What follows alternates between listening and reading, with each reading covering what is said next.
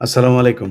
আপনাদের সবার কাছে দুঃখ প্রকাশ করে নিচ্ছি যে আমাদের লাইভটা শুরু করতে একটু দেরি হয়ে গেল। আপনাদের বা আমার বেশিরভাগ শ্রোতাই যেহেতু বাংলাদেশের, আপনারা বাংলাদেশ থেকে অনেক রাত জেগে আছেন জানি। আমাদের যুক্তরাষ্ট্রের সময় অনুযায়ী এখন দুপুর।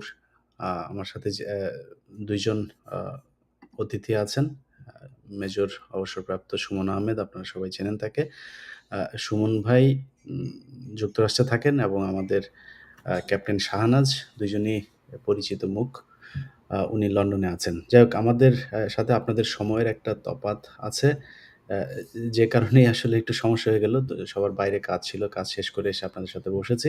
আমরা অত্যন্ত দুঃখের সাথে আ আ গভীর শোক প্রকাশ করছি আজকের যে ঘটনা ঘটেছে। আমি আসলে আ উম শাহনাজ আপা উনি বলছিলেন যে আমরা যদি কিছু ফুটেজ দেখাতে পারতাম।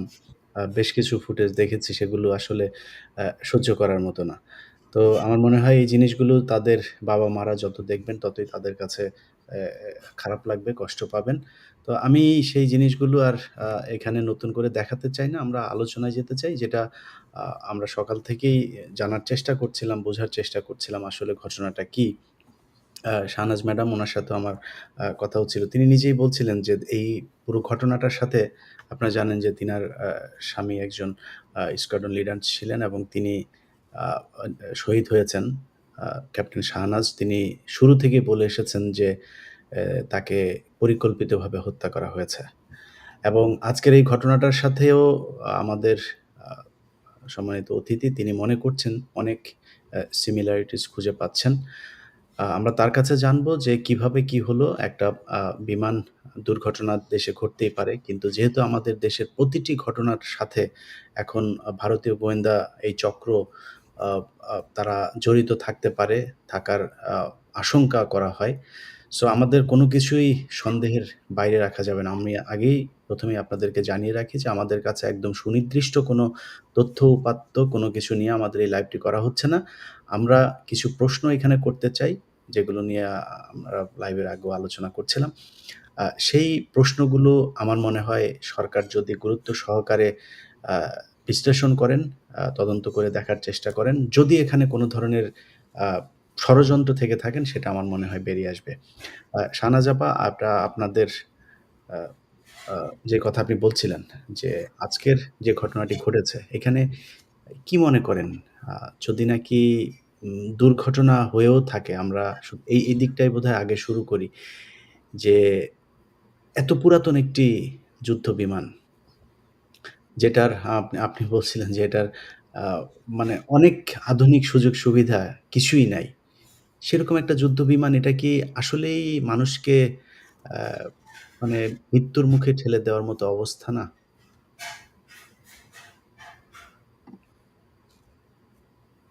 গত আমার মনে হয় লাস্ট বিডিআর ঘটনার পরে আমি আপনার যে দিয়েছি এরপর আসলে কোথাও আর কথা বলি নাই। বুকে পাথর চেপে একের পর এক ঘটনা দেখে যাচ্ছি। বিভিন্ন রকম ঘটনা দেশে হচ্ছে এবং বোঝা যায় যে এত ফ্রিকোয়েন্টলি মানে একটা চক্র নাশকতার পরিকল্পনা একের পর এক করছে। এজন্য আমাদের স্কেপটিক্যাল হওয়াই স্বাভাবিক। এবং আজকেও সারাটা দিন বুকে পাথর বেঁধেছিলাম। ভাবছিলাম যে এত মানুষ এত কিছু জানে, হ্যাঁ, যারা এটার সাথে যুক্ত বা এই আম ক্র্যাশের কাছে ছিল অথবা অর্গানাইজেশন এর ভিতরে ছিল, তারা তো চুপ করে আছে। তারা তো কোনো কিছু বলছে না। আমি বলার কে? কিন্তু আসলে কি যখন বাচ্চাগুলোর ফুটেজ দেখলাম যে ছোট, ছোট বাচ্চা গায়ে একটু চামড়াটাও তার অবশিষ্ট নাই। সে কাঁদছে, সে হাঁটছে। তখন আমার মনে হয়েছে যে আমাকে আল্লাহ প্রশ্ন করবেন যে তোমরা তোম তোম তোমাদের তো জবান দিয়েছিলাম আমরা। তোমাদের তো আমরা দিয়েছিলাম। প্রশ্ন করার জন্য জবান দিয়েছিলাম। তোমরা প্রশ্ন করোনি কেন? সেই জায়গাটা থেকে আমার নিজেরও একটা বাচ্চা আছে। আসলে খুব খারাপ লেগেছে এবং আমার মনে হয়েছে যে আসলেই মানে খুব গুরুত্বপূর্ণ প্রশ্ন যে এবং যেটা আসলে তদন্তে সাহায্য রাখতে পারে সেই কথাগুলো আমি বলতে চাই। আমি আপনারা অনেকেই জেনে থাকবেন যে আমার হাসব্যান্ড স্কোয়াড্রন লিডার আশরাফ ইবনে আহমেদ বিডি 8899 উনি ২০১০ সালের ২০ ডিসেম্বর একটি পিটি-6 বিধ্বংস হয়ে মারা যান। উনার পিটি-6 টা ছিল হচ্ছে আপনার আম ঢাকার বাইরে এরকম জনবহুল এলাকায় ছিল না এবং সেই কারণেই আম আসলে ওই আপনার এত ক্যাজুয়ালিটি হয়নি। ওখানে ২ জন অফিসার ছিলেন ভেতরে স্কোয়াড্রন লিডার মাহমুদ এবং স্কোয়াড্রন লিডার আশরাফ। উনারা ২ জনই স্পট ডেড হয়ে যান, মারা যান। কিন্তু এই ঘটনা ঘটার পরে যেটা হয় যে আমি যেহেতু একজন মিলিটারি অফিসার, আমি ঘটনাটা তদন্ত করার চেষ্টা করি নিজের মতো করে এবং অনেককে প্রশ্ন করি, যেটা আমার আসলে অভ্যাস। আপনি বিডিআর এর ঘটনা তো বুঝতে পেরেছেন যে আমি কিন্তু অনেক প্রশ্ন নিজে করেছি, নিজে রিসার্চ করেছি এবং আমি মনে করি যে প্রশ্ন মানে একটা জিনিস আমার মাথায় ঢোকে না যে প্রশ্ন করা যাবে না কেন? প্রশ্ন করতে অসুবিধা কি? হ্যাঁ, আমরা তো সবাই উত্তরটা জানতে চাই। এখনো যদি কিনা যে এইটা বলা যাবে না, তখন আমি দেখলাম যে একটা ব্যাপারে এয়ার ফোর্স খুব মানে নিশ্চুপ ছিল। সেটা হচ্ছে যে ব্লাক বক্সটা কোথায়? যখন আমি প্রশ্ন করছিলাম যে, "স্যার এখানে তো একটা ব্লাক বক্স থাকবে এবং ব্লাক বক্স আমার জানা মতে এটা টাইটানিয়ামের তৈরি হয় এবং এটা খুবই শক্ত। এটার ভেতরে লাস্ট যে কমিউনিকেশন হয় অর্থাৎ যে পাইলটের সাথে যে লাস্ট যে আম আ ইয়ার কমিউনিকেশন, গ্রাউন্ড এর কমিউনিকেশন সেই কথাটা তো ওখানে আছে।" তা আমার তখন আসলে ইমোশন থেকে বলেছিলাম যে, "লাস্ট কথাটা সে কি বলেছিল? এটা একটু আমাকে শুনতে দেন।" এই ব্যাপারটা যখনই আমি জিজ্ঞেস করেছি, আমার কাছে মনে হয়েছে each and everyone from Air Force তারা আমাকে এভয়েড করা শুরু করল। যাতে আমি আচ্ছা, কোনভাবে একটা এই প্রশ্নটা না করি। ম্যাডাম একটা জিনিস আমি একটু জানতে চাই। আমার সাথে যেহেতু একজন সার্ভিং অফিসারের সাথে কথা হচ্ছিল, আছে যিনি শহীদ হয়েছেন। তার খুবই মানে আমি যার সাথে কথা বলছিলাম তার ভাষ্য অনুযায়ী যে এয়ার ফোর্সের ৩ জন বেস্ট ফ্রেন্ড এর মধ্যে তার একজন। তো উনি বলছিলেন যে এটা নাকি ব্লাক বক্স নাই। এটা কি সম্ভব নাকি? আম উনি যেহেতু সার্ভিং, আমি আসলে উনার উপর রেসপেক্ট রেখেই বলব। আমি যত এয়ার ইনভেস্টিগেশন দেখেছি বা দেখেছি ব্লাক বক্স থাকবে না আমার জানা মতে থাকার কথা। এখন আম I might be wrong as well. But আমি আমার হাসব্যান্ডের যেটা মানে ব্লাক বক্স থাকবে না এটা মানে রীতিমতো অসম্ভব। আপনি যদি একটু মানে পড়াশোনা করেন আরকি তাহলে জানতে পারবেন। বাট উনি যে অ্যাঙ্গেল থেকে বলেছেন that might be true also anyway. আমরা এয়ার ফোর্স এর কাছ থেকে আশা করব যে তারা এটার একটা উত্তর দিবে। তো আমি কি প্রসঙ্গে একটা কথা বলছি। অনেক প্রশ্ন হচ্ছে, অনেক আইএসপিআর থেকে বিজ্ঞপ্তি দেওয়া হয়েছে। কিন্তু এয়ার ফোর্স এর যে ইউনিট, যে সংশ্লিষ্ট ইউনিট, একটা ইউনিটে তো সে চাকরি করছিল। সাগর এই ছেলেটা ফ্লাইট লেফটেন্যান্ট তৌকির, হ্যাঁ? তো সে তাদের ইউনিট থেকে অথবা এয়ারফোর্স এর পক্ষ থেকে এখনো পর্যন্ত আমরা কোনো বিবৃতি দেখতে পাইনি। হয়তোবা আগামীকালকে সকালবেলা বিভিন্ন পত্র-পত্রিকা আসবে আশা করছি। তো ওই বিবৃতিগুলোতে আমি কিছু প্রশ্নের উত্তর আশা করব এবং সেই প্রশ্নগুলো রাখার জন্যই আসলে আমার এখানে আসা। হুম? আমার কাছে এই প্রশ্নগুলো গুরুত্বপূর্ণ না যে মানে কেন এটা ঘনবসতিপূর্ণ এলাকার উপর দিয়ে কেন প্রশিক্ষণ বিমান চললো বা করলো? এটা বহু বছর ধরে চলে আসছে। আচ্ছা, আপনি আমার কাছে একটা প্রশ্নের উত্তর দেন আগে। সেটা হলো যে বিআরটিএ তে যে এসব যে এত খারাপ বাস চলে রাস্তাঘাটে, এগুলা কি কোনো ফিটনেস ছাড়া চলে? চলে না। প্রতি বছর তাদের ফিটনেস নিতে হয়, রাইট? তো একটা এয়ারক্রাফট সেটার অবশ্যই ফিটনেস আছে, সার্টিফিকেট আছে। এটা বারংবার চেক আপ হয় এবং একজন পাইলটের জীবনের মূল্য যে অনেক বেশি এটা এয়ার ফোর্সও জানে। সো আম এ এ তাদের যদি প্রপার ফিটনেস থেকে থাকে, তাহলে সেই ফিটনেস এর মানে উনারা যে এটার এক্সপায়রেশন ডেট কবে ছিল, এটার ফিটনেস ছিল, উনারা সেই বিষয়ে বিবৃতি দিক এবং তার আগে যে তার কোনো যান্ত্রিক ত্রুটি ছিল কি ছিল না সেটা প্রপারলি পরীক্ষা করা হয়েছে, সেটাও উনারা একটা দিক বা এরকম কোনো কিছু কিন্তু আমরা শুনতে পাচ্ছি না। তো আমার যেটা প্রশ্ন আরকি মেইনলি, আমি যখন যেহেতু আমি ঠিক যেখান থেকে অ্যাক্সিডেন্টটা হয়েছে, কুর্মিটোলা এয়ারবেস থেকে সে ফ্লাই করেছে, ঠিক সেখানে আমি বেশ কিছুদিন অবস্থান করেছি আমার হাসব্যান্ডের সাথে। সে MiG-29 এর পাইলট ছিল এবং তার পাশেই কিন্তু F-7 ইউনিটটা ছিল। তো সেখান থেকে আমি জানি যে যখন একজন অফিসার ফ্লাই করে, যেদিন সকালবেলা ধরেন আমি আজকে সকাল ১০ টায় আমার ফ্লাইট বা আমার মিশন আছে। তার আগে কিন্তু ৭ থেকে ৮ জনের একটা টিম থাকে যারা এই এয়ারক্রাফটটার ফুল চেকআপ করে। বারংবার চেকআপ করে। কারণ এটা খুবই ইম্পোর্টেন্ট তাদের জন্য। তো আপনার এরা করে হচ্ছে এয়ারম্যান, মানে আমরা যেমন আর্মিতে বলি সৈনিক, ওরা বলে এয়ারম্যান। এয়ারম্যান এবং ওদের যে সিও, আমরা যেমন জুনিয়র কমিশন অফিসার, একজন ওদের মানে তারা মোটামুটি শিক্ষিত এবং তারা জিনিসটা জানে। অবশ্যই তারা জানে। ইভেন তারা কোনো সময় ওই অফিসারদেরকে বিভিন্ন বিষয়ে ট্রেইনও করে। তো ওদের কিন্তু সকালবেলা কাজ থাকে প্রতিটা এলিমেন্ট একটা করে চেক করা এবং কোন জায়গায় এবং ওই চেক লিস্টে করা। এবং সেই মানে পাইলট উনি যখন উপরে মানে বসেন সিটে, তখনও কিন্তু উনাকে অনেক কিছু চেক করতে হয়। ইজেকশন সিট ঠিক আছে কিনা, canopy of on, fuel line ঠিক আছে কিনা। মানে আমার জানার মধ্যে 152 অর সামথিং। কারণ একবার আমাকে আশরাফ বলেছিল যে আমাকে এই প্রশ্নগুলো জিজ্ঞেস করো তো, মানে ও একের পর এক চেক লিস্ট বলে যাচ্ছিল আমাকে। মানে বিকজ হি ওয়াজ প্র্যাকটিসিং। এবং আমি এটা জানি যে সলো পাওয়া মানে এয়ার ফোর্সের সলো পাওয়া এটা একটা বিশেষ বিশেষ ঘটনা। আপনি সার্টেন আওয়ার ফ্লাই করার পরে, অর্থাৎ আপনি যখন ধরেন আপনি একজন অফিসার হলেন নতুন, আপনি একটা এয়ারক্রাফট আপনাকে দেয়া হলো F-7, A-5 যে যখন একটা যুদ্ধ ইয়ে দেওয়া হলো, আপনি সেটার উপরে কিছু সার্টেন আওয়ার পাবেন। সেই আওয়ারটা যখন আপনার লগ বুকে হয়ে যাবে, তখন আপনাকে এটা একটা সেলিব্রেশনের মতো হয় যে আজকে থেকে তুমি সিনিয়র হয়ে গেছো, তুমি ম্যাচিউরড হয়ে গেছো, তুমি এখন থেকে সলো মানে একা তুমি একাই একটা এয়ারক্রাফট নিয়ে বের হবে। এবং ওই দিন কিন্তু একটা সিরিমনির মতো হয়, সে যখন নেমে আসে তার জন্য স্পেশাল খাবারের ব্যবস্থা থাকে। আমি জানি না আশরাফদের সময় সিস্টেম ছিল যে ওদের এওসি বা ওনাদের যিনি বেস কমান্ডার ওনারা একটা সিগারেট অফার করেন যে তুমি বড় হয়ে গেছো, অ্যাজ এ মানে জাস্ট একটা ইয়ে হিসেবে, এবং পানি দিয়ে তাকে ভেজানো হয়। সো আজকে যদি ফ্লাইট যেটা শুনছি আমরা যে ফ্লাইট লেফটেন্যান্ট তৌকিরের প্রথম সলো ছিল, তাহলে তো এটা খুব মানে সিরিমনির জন্য তারা আগেই থেকে রেডি থাকার কথা, তাই না? এই অনুষ্ঠান হবে, সে নামবে, আজকে তো সে সলো পাবে, এটা তো অনেকবার চেক হওয়ার কথা। ইভেন শুধুমাত্র এয়ারম্যানরাই না, ইউনিটের সিনিয়রদেরও এটা চেক করার কথা। তো চেক করার সময় কি ওনারা কোনো যান্ত্রিক ত্রুটি পেয়েছিলেন কিনা, এটা কি ওনারা আমাদেরকে বলবেন কিনা? বললে আমাদের জন্য ভালো হতো, আমাদের বুঝতে পারতাম। কারণ আমরা যতটুকু জানতে পেরেছি যে যান্ত্রিক ত্রুটির কারণেই কিন্তু তাকে ল্যান্ড করতে হয়েছে। সে যান্ত্রিক ত্রুটিটা উনি কখন বুঝতে পারলেন? যখন উনি অলরেডি ফ্লাইটে উঠে গিয়েছেন, তখন উনি বুঝতে পারলেন যে উনার যান্ত্রিক ত্রুটি হয়েছে। সেই যান্ত্রিক ত্রুটিটা আসলে কিভাবে তাহলে হলো? কিভাবে, এটা অনেক রকম কোশ্চেন আসতে পারে, এবং কোশ্চেন গুলো আসলে এখন কেউ করবে না, কিন্তু আমি মনে করি যে কোশ্চেন আমাদের রাখতে হবে। কোশ্চেন রাখতে হবে এটা, এবং এবং এয়ারফোর্সের যে এটা যান্ত্রিক ত্রুটির কারণে একটা ঘটনা, এটা ইন্টারনাল এয়ারফোর্সের ব্যাপার, এভাবে বলে চলে যাওয়ার কোনো সুযোগ নেই। এই কারণে যে এটা একটা ন্যাশনাল ইনসিডেন্ট এখন।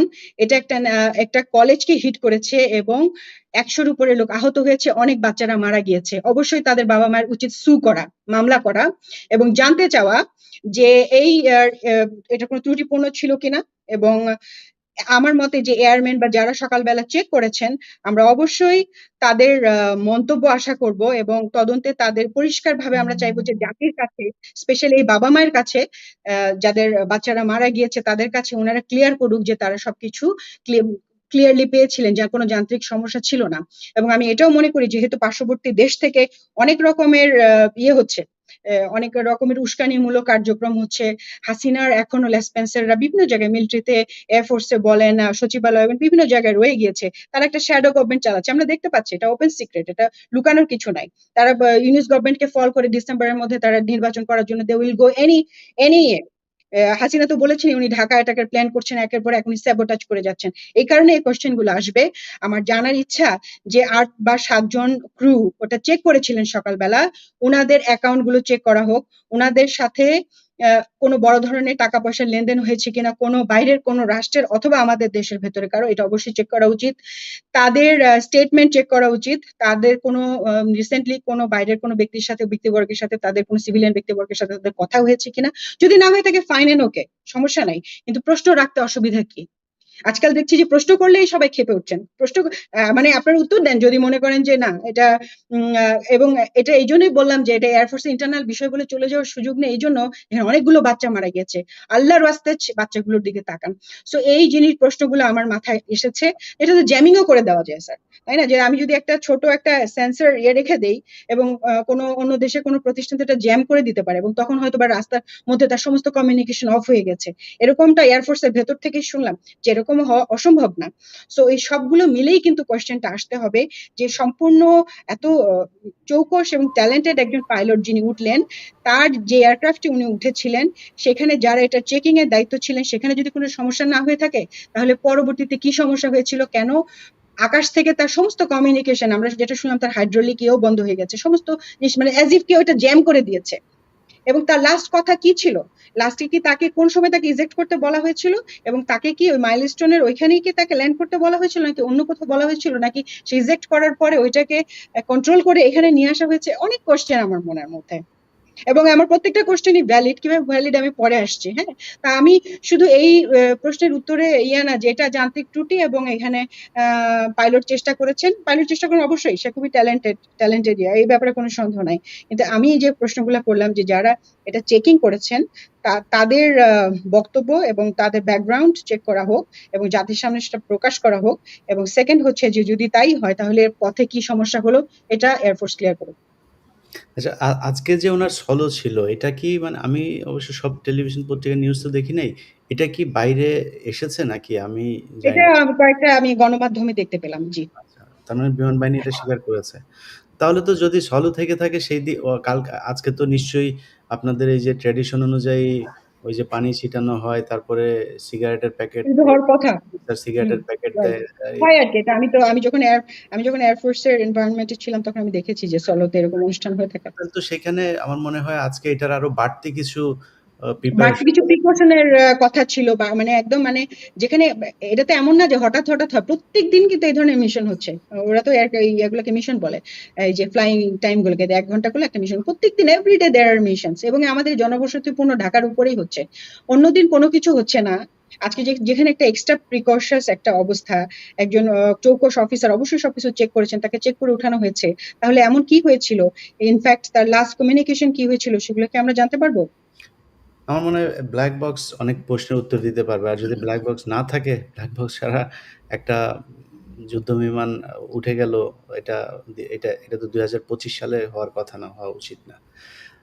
স্যার আপনার কাছে যাই।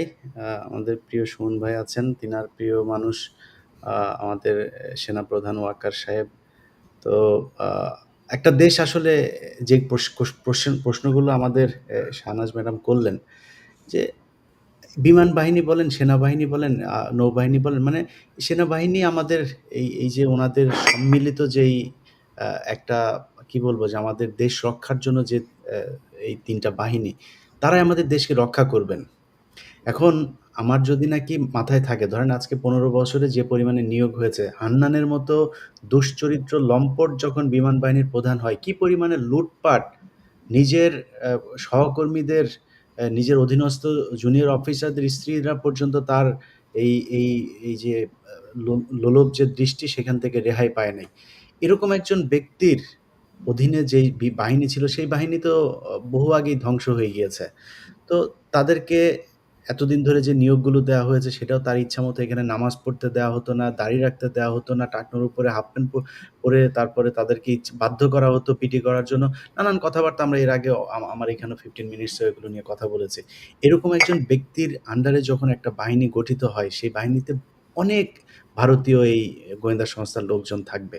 তো এদেরকে মোকাবেলা করার জন্য, এদের থেকে আমার দেশকে বাঁচার জন্য বাংলাদেশ সেনাবাহিনীর যে গোয়েন্দা তৎপরতা থাকার কথা, আপনি কি মনে করেন যে ওয়াকারের নেতৃত্বে যে সেনাবাহিনী আছে তাদেরকে দিয়ে এটা খুঁজে বের করা সম্ভব?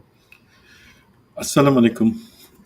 প্রথমে আমি খুব আমার ভিতরকার শোকটা জানাচ্ছি এই ঘটনার জন্য, এবং যারা ইন্তেকাল করেছেন তাদের রুহের মাগফিরাত কামনা করছি। যারা অসুস্থ আছেন, যে বাচ্চারা, একজন শিক্ষিকার কথা আমি পড়ছিলাম, উনি বের হয়ে যেতে পারতেন, বাট বাচ্চাদের সেভ করতে গিয়ে শেষ বাচ্চাটুকুকে উনি ওনার ক্লাস থেকে বের করে দিয়ে তারপরে যখন বের হওয়ার চেষ্টা করলেন তখন আর বের হতে পারেন নাই। উনি আমাদেরই একজন এয়ারফোর্সের অফিসারেরই বড় বোন। তো এগুলা খুবই কষ্ট দেয় আমাদেরকে, এবং সেই আলোকে আমরা কি এই কষ্টগুলা পাইতে থাকবো, নাকি সেটার কোনো ব্যবস্থা নিব? ধরেন এই শোকের সময় আমি ইনফ্যাক্ট কারো ব্যক্তিগত চরিত্র বা অন্যান্য জিনিসটাতে এখন যাব না, সেটা আরেকদিন যাব।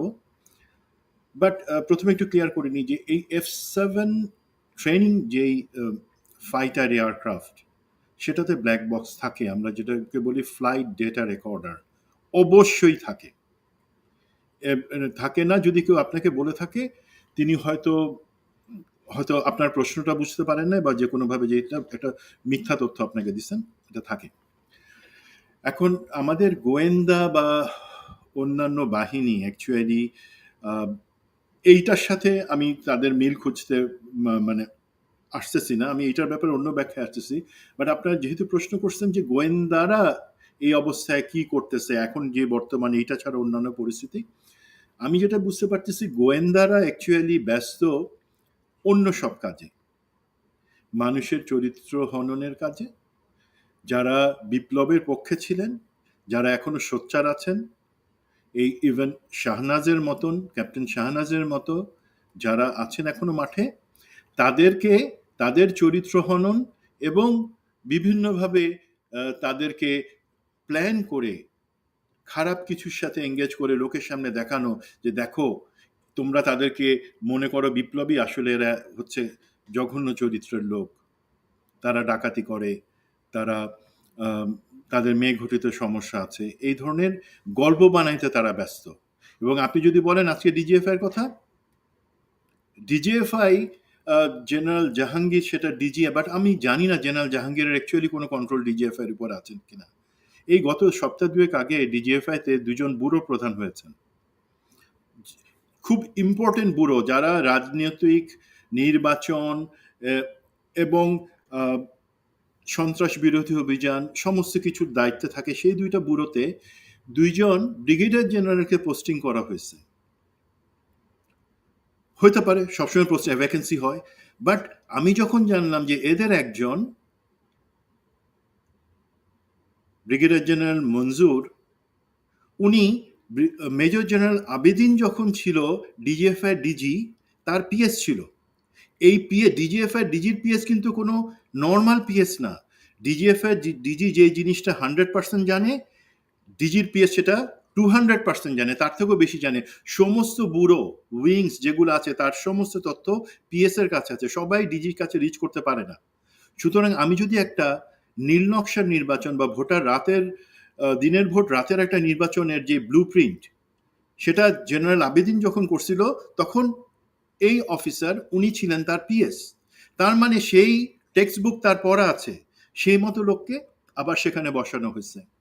আবার ব্রিগেডিয়ার জেনারেল জুনায়েদকে বসানো হয়েছে সেখানে, যিনি এনএসএ তে চাকরি করছেন এবং এবং তিনিও কিন্তু আমাদের যেই সমস্ত মেজর জেনারেলরা আজকে দেশ ছাড়া, গুম খুন এই সমস্ত অভিযোগের কারণে, তাদের সাথে ঘনিষ্ঠ একজনকে সেখানে বসানো হয়েছে। তো এই দুইটা পোস্টিং এর ইন্ডিকেশনে আমি একটা জিনিস বুঝতে পারি, আমাদের গোয়েন্দাদের বর্তমান কাজ, আসল কাজ যেটা, যে দেশের প্রতিরক্ষা, হুমকি মোকাবেলায় যে তথ্যগুলা, যে ইন্টেলিজেন্সগুলো সেগুলা জোগাড় করা এবং বর্তমান সরকারের কাছে প্রতিরক্ষা মন্ত্রণালয়ের কাছে সেগুলা দেয়া, সেই জায়গাটাদের ফোকাস না। বিকজ এই দুইজন ব্রিগেডিয়ার জেনারেলকে কিন্তু মেজর জেনারেল জাহাঙ্গীর নিজে থেকে আনেন নাই, তার উপরে চাপাই দেওয়া হয়েছে সেনা সদর থেকে। তার মানে আমার ভয় হচ্ছে একটা জিনিস, যে এরা কি আবার সেই ভোটে ইনফ্লুয়েন্স করার পরিকল্পনা করতেছে, সেইভাবেই এদের সেইটার জন্যই দক্ষ লোকদের এখানে আনা হচ্ছে, সেটা একটা কোশ্চেন থাকতে পারে। এবং আনফর্চুনেটলি আমি দেখতে পাইতেছি ডিজিএফআই এর রোলটা, যেটা সরকার জবাবদিহিতার আওতায় আনা উচিত, সেই জায়গায় সরকার, প্রফেসর ইউনূস এবং আমাদের নিরাপত্তা উপদেষ্টা উদাসীন। তারা এখন আমাদের এই গোয়েন্দা বাহিনীগুলোকে, এনএসআই, ডিজিএফআই, তাদেরকে জবাবদিহিতা এবং তাদের, আমি জানি না এখন পর্যন্ত কোনো সিচুয়েশন অ্যাসেসমেন্ট উনি বলছেন কেন, ঠিক আছে এই সিচুয়েশনের জন্য আমাকে অ্যাসেস করে দাও, উনি বলেন নাই। ওনাকে বলতে হবে যে তুমি ডিজিএফআই, তুমি এনএসআই, তুমি এসবি, তুমি আমার কাছে দায়বদ্ধ, তুমি আমাকে গোয়েন্দা তথ্য দিবা, অন্য কাউকে পরে দিবা। সেই জায়গাটাতে একটা গ্যাপ রয়ে গেছে। তো সেইটা একটা রং কালচার। এবং দেখেন হাসিনার সময় কিন্তু বাহিনী প্রধানরা কিছুই জানতো না, ভয় থাকতো ডিজিএফআই, এনএসআই এর ভয় থাকতো যে কখন কোন জিনিস আমারটা বলে দেয়। বাট বিকজ তারা হাসিনার প্রতি মুহূর্ত সেটা করে শুনে মজা পাইতো। আর এখন প্রধান উপদেষ্টা কিছুই জানতেছেন না, ওনার তো মজা পাওয়ার দরকার নাই যে কে কি কথা বলতেছে সেগুলো শোনার, বাট ওনার তো জানা দরকার, নিরাপত্তা উপদেষ্টারও জানা দরকার যে কোথায় কি হইতেছে, আমাদের সামনে কি বিপদ আছে, বিপদটা হওয়ার পরে কে করলো সেটা না জেনে যে বিপদের সম্ভাবনা কোথায় থাকতে পারে। এখন এইটার সাথে আমি একটু রিলেট করি, আমাদের এখন যেই একটা দুর্ঘটনা, শোকাবহ যেই ঘটনা, সেটা নিয়ে একটু আমি রিলেট করে বলি। ক্যাপ্টেন শাহনাজ যে জিনিসটা বললো সেটা খুবই গুরুত্বপূর্ণ, যে এইখানে কি আমাদের প্রতিবেশী ভারতের ইনভলভমেন্টের কোনো সম্ভাবনা আছে কিনা। প্রথম জিনিস আমরা আসি যে যদি এটা একটা দুর্ঘটনা হয়ে থাকে, দুর্ঘটনার ক্ষেত্রে হইতে পারে দুর্ঘটনা, এবং এই মিগ বা এই F7, F6 এগুলাই কিন্তু ইতিহাসে সব থেকে বেশি দুর্ঘটনায় পড়ছে। এখন দুর্ঘটনায় পড়বে না কেন বলেন তো? আপনি আজকে থেকে 14 বছর আগে যে এই প্রশিক্ষণ বিমানকে সব দেশ তাদের ইনভেন্টরি থেকে অবসোলেট করে দিছে, বাতিল করে সরাই দিছে, সেটাকে আপনি আজকে চালাইতেছেন। কেন চালাইতেছেন? বিকজ এই বিমানগুলা কেনা হয়েছে দুর্নীতি করার জন্য। এই পতিতা হাসিনা সরকার টাকা বানানোর জন্য, একটা ধারণা দিই, ধরেন যদি 4,000 কোটি টাকা ডিফেন্স বাজেট এয়ারফোর্সের জন্য বরাদ্দ থাকে, যেটা হয়েছে গত 15 বছর, আমি বলি 4,000 টাকা দিয়ে বলা হয়েছে যে তুমি আধুনিকীকরণ, আমরা তো আধুনিকীকরণের দূরের কথা, আমরা চালু রাখার জায়গায় তো অনেক পিছিয়ে আছি, যে সেই 4,000 কোটি টাকা বাজেট দেওয়া হয়েছে এবং জিনিস যতটুকু কেনা হবে সেটা কেনা হবে ধরেন আসলে ১,০০০ কোটি টাকা। এখন ওভার ইনভয়েসিং করে বাকি ৩,০০০ কোটি টাকা পাঠায় দেওয়া হয়েছে এই রেহানার কাছে তারেক সিদ্দিকীর মাধ্যমে, এবং এগুলো হচ্ছে ওপেন কন্ট্রাক্টে। গভর্নমেন্ট টু গভর্নমেন্ট কন্ট্রাক্ট হলে এই দুর্নীতির সুযোগ থাকতো না, বাট এইভাবেই হয়েছে। আমি জনগণ হিসেবে, আমি সচেতন নাগরিক হিসেবে প্রশ্ন রাখছি যে কেন আমাদের বিমান বাহিনীকে এত বাজেট বরাদ্দ দেওয়া হবে? রাখতে পারি, অনেকে রাখছেন, বাট ভাই এই বাজেট তো দেওয়া হয়েছে বিমান বাহিনীর উন্নয়নের জন্য না, আমাদেরকে সুপ্রশিক্ষিত করার জন্য না, করা হয়েছে ওদের টাকা লুটপাটের জন্য। এই একই জিনিস হয়েছে আর্মিতে। মেজর জেনারেল মতিন কিছুদিন বছর খানেক আগে একবার চেষ্টা করছিলেন বিপ্লবের পরে ওনার ভয়েস রেজ করার জন্য। উনি সেলফ প্রোপেলড গান কেনার দুর্নীতির সাথে জড়িত, যেই টাকার ৭০% সরাসরি রেহানার কাছে চলে গেছে। জানেন সেই সেলফ প্রোপেল গান মানে গুলি ভরে সেইটাকে, এটা আর্টিলারি গান, সেটা গুলি ভরে ব্যবহার করা যায় না। একবার চেষ্টা করা হয়েছিল, আমাদের ৪ জন সৈনিক নিহত হয়েছেন সেখানে, সেটা ফায়ার করতে গিয়ে ইন্ডিয়া থেকে আনা হয়েছিল। এখনো সেইভাবে আমরা বলি ডিফেন্স বাজেট যেটা আছে সেটা যুক্তিযুক্ত, বাট সমস্যা কোথায়? আমাদের ডিফেন্স বাজেট যদি ১০,০০০ কোটি টাকা হয়, তার মধ্যে মাত্র ২,০০০ কোটি টাকার জিনিস সত্যিকার অর্থে কেনা হয়। বাকি ৮,০০০ কোটি টাকা বা 80% জিনিস রাজনৈতিক নেতারা চেটে পুঁতে যে শুধু তা খান তা না, ওনারা সেটা খান। একই সাথে আমাদের এই যে ইফতেখার এবং এখানে এতগুলো শিশু মারা গেল, আমাদের এখানে এই পর্যন্ত যত ধরনের এই প্রশিক্ষণ বিমান দুর্ঘটনা হয়েছে, সেগুলার প্রত্যেকটা রক্তের দায় তাদের হাতে। তারা সরকারকে তুষ্ট রাখবার জন্য, খুনি হাসিনাকে তুষ্ট রাখবার জন্য এই পারচেজ বা ডিফেন্স পারচেজের নামে এগুলা করে আসছেন। তো এই জায়গায় তার মানে দুর্ঘটনা যদি হয়, কারণ আমরা রদ্দি মাল ব্যবহার করতেছিলাম, লোহা লক্কর হয়ে যাওয়া পুরনো জিনিস ব্যবহার করতেছিলাম। কেন আমরা সেটা ব্যবহার করতেছিলাম? That is a question. আপনি একজন সুপ্রশিক্ষিত, মনে রাখবেন বাংলাদেশের যেই পাইলট, তাদের ইতিহাস আপনি জানেন, প্যালেস্টাইনের যুদ্ধে, পাকিস্তান ভারত যুদ্ধে সব থেকে কৃতিত্বের দাবিদার আমাদের পাইলটরাই, বাংলাদেশি পাইলট। বাংলাদেশের পাইলটদের মান অনেক উঁচুতে, বাট সেই সুপ্রশিক্ষিত পাইলটদেরকে আপনি চড়াইতেছেন কিসে? যেই প্লেন কোনো মতে উঠতে পারে। তারপরে ফিটনেস ইন্সপেকশন, যে জিনিসগুলোর প্রশ্ন ক্যাপ্টেন শাহনাজ রাখছে সেগুলো, কারণ তার আগে পর্যন্ত সে তার ট্রেনারের সাথে ফ্লাই করছে, তখন সব ঠিক ছিল। হঠাৎ করে সে যখন ফ্লাই করলো, তখন টোটাল ফেইলিয়ার। শাহনাজ যেটা বলতে এসেছে সেটা হচ্ছে, ধরেন প্লেনটা উঠতেছে আকাশে, হঠাৎ করে দেখা গেল সেই প্লেনের টোটাল পাওয়ার ফেইলিয়ার হয়ে গেছে, ইঞ্জিন বন্ধ হয়ে গেছে। এখন ইঞ্জিন বন্ধ হয়ে গেলে হাইড্রোলিক যদি কাজ করে, আপনি সেখানে গ্লাইড করে অন্তত সেফ জায়গায়, যেখানে ক্ষয়ক্ষতি কম হবে, সেখানে প্লেনটাকে ক্র্যাশ ল্যান্ড করাতে পারেন। হাইড্রোলিক কাজ করতেছে না, প্লেনের কমিউনিকেশন কাজ করতেছে না, নেভিগেশন সব জিরো। তার মানে সেই পাইলট তো ইচ্ছা থাকলেও যে প্লেনটাকে সে অন্য কোনো দিকে সরাই নিবে, একটা ঘন বসতি বাদে অন্য কোথাও ফেলবে, তার উপায় তার ছিল না। শেষ মুহূর্ত পর্যন্ত সে চেষ্টা করছে, আরো আগে তার রিজেক্ট করার কথা ছিল, ইজেক্ট করে নাই। শেষ মুহূর্ত পর্যন্ত সে চেষ্টা করছে যদি আমি কন্ট্রোল ফেরত পাই নাই, বিকজ সেটাকে টোটাল জ্যাম হয়ে গেছিল। এই জায়গায় আমি আসি, ভারত সংশ্লিষ্টটা সম্ভাবনা এখনো তদন্ত হবে, তদন্ত চলতেছে, এক্ষেত্রে আমি কিছু বলবো না। বাট একটা জিনিস, আপনারা সবাই রিসেন্ট ভারত পাকিস্তান যুদ্ধের কথা জানেন। 5টা রাফাল ফেলে দিল পাকিস্তান, চাইনিজ যে প্ল্যাটফর্ম টেকনোলজি সেটা ব্যবহার করে। সেখানে কিন্তু এই জিনিসটা হয়েছিল যে ভারতের রাফাল সে কিন্তু পাকিস্তানের সীমানার ভিতরে ঢুকতে পারে নাই।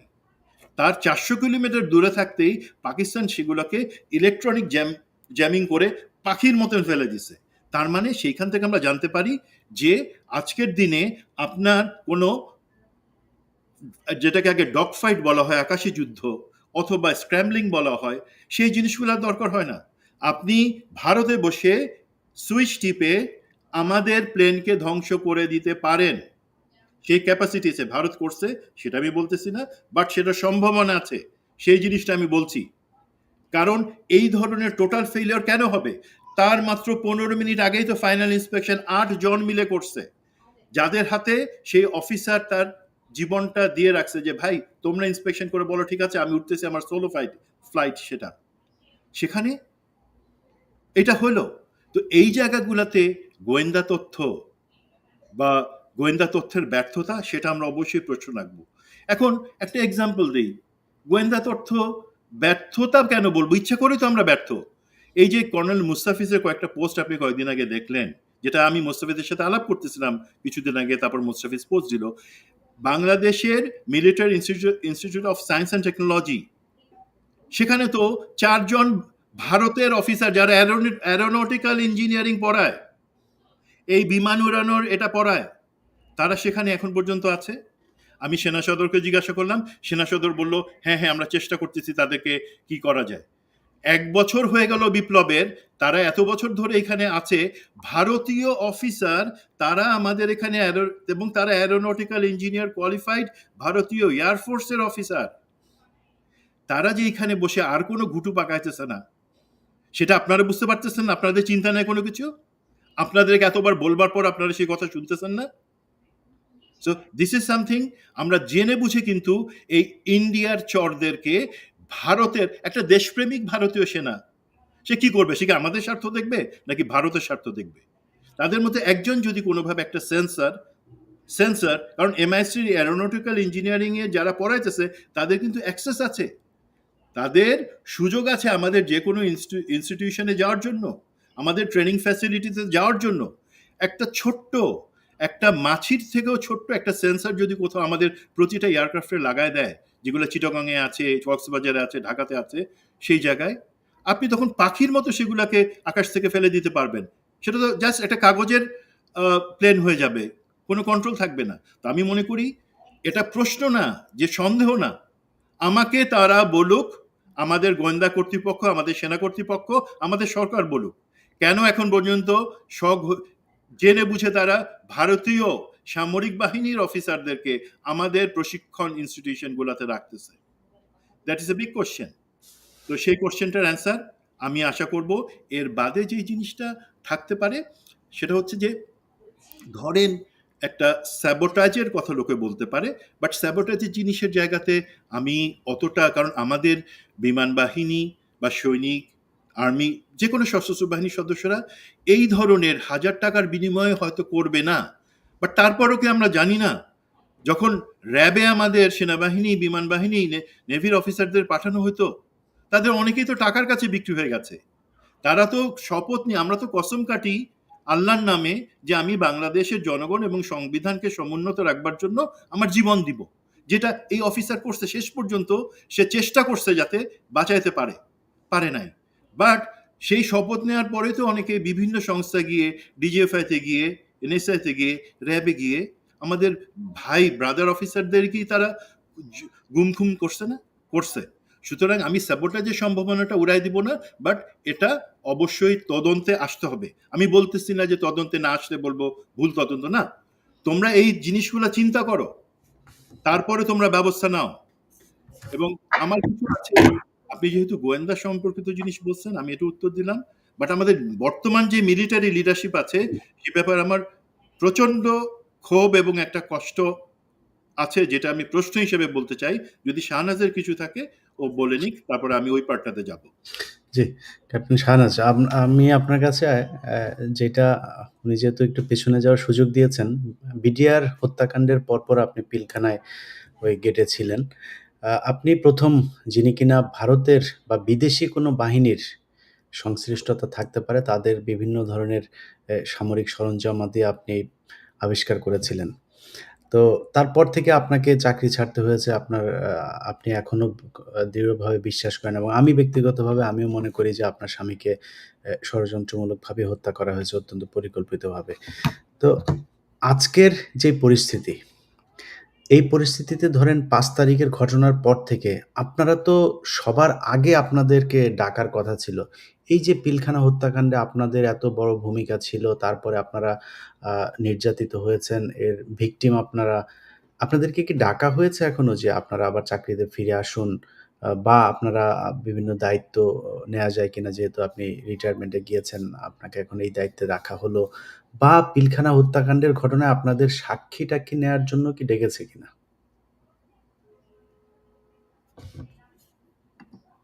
আম, এটা যে রেগুলারলি মনে হয় মাত্র আনমিউটেড হলো, সাক্ষী নেওয়ার জন্য ডাকা হয়েছে বিডিআর যে কমিশন, এবং আমি খুব আনন্দিত যে আমার মনে আছে যে আমি 20শে অগাস্ট বা এরকম মানে জাস্ট অগাস্টের পরপরই কনসোলার ভাইয়ের প্রোগ্রামে এসে বলেছিলাম যে এগুলো আমার প্রশ্ন, জাস্ট আমার আমার আমার প্রশ্ন। এবং তারপরে আমার প্রশ্ন রাখার পরে আরো অনেকে প্রশ্ন করেছেন, তারপরে কিন্তু তদন্ত কমিশন গঠিত হয়েছে, এবং তারপরে আরো এখন এটা নিয়ে, এবং এখন কিন্তু আরো অনেক কিছু বের হয়ে আসছে। প্রশ্ন করতে হয়, যে জন্য আমরা আজকে আবার প্রশ্ন করছি, যে প্রশ্ন করতে হয়। এবং মানে এখন আর সেই যুগ নাই যে আপনি বলবেন যে এটা আমাদের ইন্টারনাল ব্যাপার। কিছু আপনার ইন্টারনাল ব্যাপার না, এই 12-16 কোটি মানুষের পয়সা দিয়ে এই প্লেন কেনা হয়েছে, আপনার অস্ত্র কেনা হয়েছে, আপনার বুলেট কেনা হয়েছে, সবকিছুই জনগণের ব্যাপার, কোনো কিছু ইন্টারনাল না। আজকে এদের বাচ্চাদের মেরে ফেলেছেন, এদেরকে পুড়িয়ে ফেলেছেন, এটা আপনার ইন্টারনাল ব্যাপার নাই? অন্য কোনো দেশ হলে এতদিনে সু করে দিত, একদম সু করে দিত, এদের বাবা মা এসে প্রতিষ্ঠানের নামে সু করে দিত যে ইউ অ্যান্সার মে, যে তোমাদের হোয়াট ওয়েন্ট রং। বাংলাদেশি মানুষজন খুব নাইভ, খুব ভালো, কথায় কথায় মামলা ইয়ে করে না। আর আর্মি শুনলে মনে করে যে 10 খুন মাফ, কোনো খুন মাফ নাই। এদের প্রত্যেকের 1 টাকা করে জমিয়ে আপনারা এসব এয়ারক্রাফট কিনেন, এগুলা লোপাট করেন, এগুলো হাজার হাজার কোটি টাকা দূরে দূরে। আপনারা কেন এরকম একটা সবসময় একটা সুপিরিয়র কমপ্লেক্স নিয়ে বসে থাকেন যে আমরা মিলিটারি, আমরা এয়ারফোর্স, আমরা কারোর কাছে উত্তর দিতে বাধ্য না? আপনারা বাধ্য, 100 ভাগ ভাগ ভাগ বাধ্য, এবং আপনাদের বলা উচিত। এবং যেভাবে এই যে বিভিন্ন টেলিফোনের কনভারসেশন বিভিন্ন জায়গায় প্রকাশ করা হয়েছে, আপনারা ব্ল্যাক বক্সে লাস্ট কি কমিউনিকেশন করা আছে, আমি চ্যালেঞ্জ দিয়ে বলতে পারি এটা তারা কখনো প্রকাশ করবে না।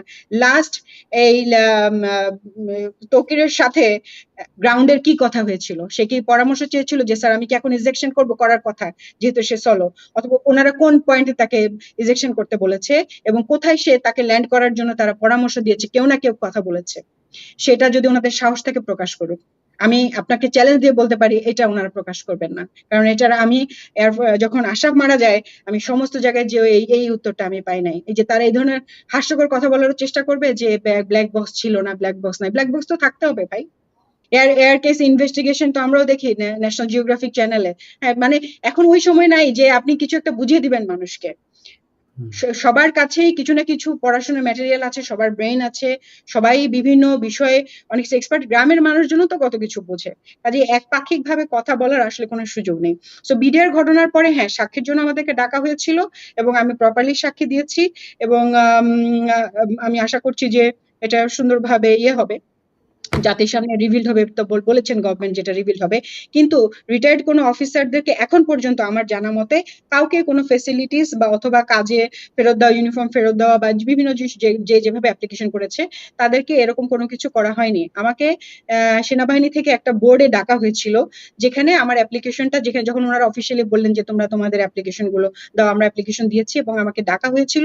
সে ডাকা পর্যন্ত সেখানে গিয়েও আমি আমার কথা বলে এসেছি, কিন্তু এটার কোনো ডিসপোজাল বা উত্তর আমাদেরকে দেওয়া হয়নি যে আমাদেরকে কোনো মানে কোনো ধরনের ফেসিলিটি অথবা কোনো কাজে আমাদেরকে ওনারা নিয়োগ করতে চান কিনা, এই ধরনের কোনো বিবৃতি বা কোনো কিছু আমরা আর্মি থেকে পাইনি। সো আসলে আমি কিছু পেয়েছি কি পাইনি, আমি আসলে এগুলো বলার জন্য আসি না। কিছু এরা দিচ্ছে না, 15 বছর ধরে দিচ্ছে না, এখন যারা লেসপেন্সার আছে তারা আমাকে দিবে এমন আশাও আমি করি না। হ্যাঁ, আমাকে আল্লাহ খাওয়াচ্ছেন, কোনো সমস্যা নাই। আমি কেন কথা বলতে এসেছি আজকে? আমার হাজবেন্ড মারা গিয়েছে ওই দুঃখ থেকে কথা বলতে এসেছি না। আমার খুব কষ্ট লাগছে যে এই যে পাবনা, আমার হাজবেন্ডও পাবনা ক্যাডেট কলেজের ছিল, এই ছেলেটাও ক্যাডেট কলেজের। তো খুব দেখে এসে একটা প্রিফেক্ট ছিল, একটা ক্রস বেল্ট হোল্ডার, কি স্মার্ট, কি নিষ্পাপ তার চেহারা। আমার বুক ফেটে গিয়েছে যে মানে এই ছেলেগুলোই কেন এরকম, তানজিমের মতো ছেলে, ওদের মতো ছেলেগুলো যেগুলো কিনা ভালো, ওইগুলাকেই দেখেন যে টার্গেট। আমার কাছে এরকম মনে হচ্ছে। হ্যাঁ, মানে ও যদি বেঁচে থাকতো তাহলে আমরা জানতে পারতাম যে কি হয়েছিল বা কখন হয়েছে। ও তো বেঁচে নেই, ওকে তো আমরা, এটা যেমন আমার কষ্ট লাগছে, আবার এই যে বাচ্চাগুলা পুড়ে কান্না করে, ছোট ছোট বাচ্চা, ভাই 6 বছরের বাচ্চা, 7 বছরের বাচ্চা। আজকে আমাদের দেশে কালচার শুরু হয়েছে ভালো মানুষের কালচার, না যে ভালো মানুষ হতে হবে, দেশে ভালো করার জন্য কালচার করতে হবে, কোরআন কোট করার কালচার এসেছে। আল্লাহ কোরআনে কোট করেছেন যে আল্লাহ আপনাকে নরকে আবার নতুন করে লাহম দিবেন, গোশত দিবেন, আপনাকে নতুন করে চামড়া দিবেন, আবার আপনাকে পোড়াবেন। এই যে আজকে যে আগুনে বাচ্চাগুলো পুড়ে গেল, যদি কেউ সাথে সংশ্লিষ্ট থাকেন আমি তাদের উদ্দেশ্যে বলতে চাচ্ছি, আপনার এই চামড়া আল্লাহ আবার গজাবেন, এবং এই দুনিয়ার থেকে 1000 গুণে বেশি সেই আগুনের উত্তপ্ততা, ভয়াবহতা, জাহান্নামের ভয়াবহতা। প্লিজ এটাকে ভয় করুন, প্লিজ আল্লাহকে ভয় করুন, প্লিজ প্লিজ। এই ছোট ছোট বাচ্চাদের এই ফুটেজ গুলা একবার একটু দেখুন। যদি আপনাদের কোনো মনে করেন কোনো গাফিলতি আছে, সংশ্লিষ্ট কোনো একটা কথা যদি আপনারা তদন্তে এসে বলেন, মানুষকে বলেন, যা আমাদেরকে হেল্প করবে, জাতিকে সাহায্য করবে, সার্বভৌমত্বকে সাহায্য করবে, আল্লাহর ওয়াস্তে কথা বলুন। আপনারা চুপ করে আছেন। আমরা তো তেমন কিছু জানি না, আমাদের আন্দাজ থেকে, প্রশ্ন থেকে, আমাদের ইমোশন থেকে আমরা কথা বলছি, অথচ আপনারা জেনে বুঝে চুপ করে আছেন। শত শত মানুষ আমি বলতে পারি, আপনারা ভয়ে একটা রিয়েক্ট দিচ্ছেন না, একটা পোস্ট দিচ্ছেন না। আমরা দেখতে পাচ্ছি কোনো একটা ইয়ের মধ্যে, কোনো মিলিটারির বা ইয়ের মধ্যে, মানে যারা সার্ভিং আছেন তারা মানে খুব গা বাঁচিয়ে লিখছেন। কেন ভাই, এত কিসের ভয়? কেন এত ভয়? এতদিন পরে কিসের ভয়?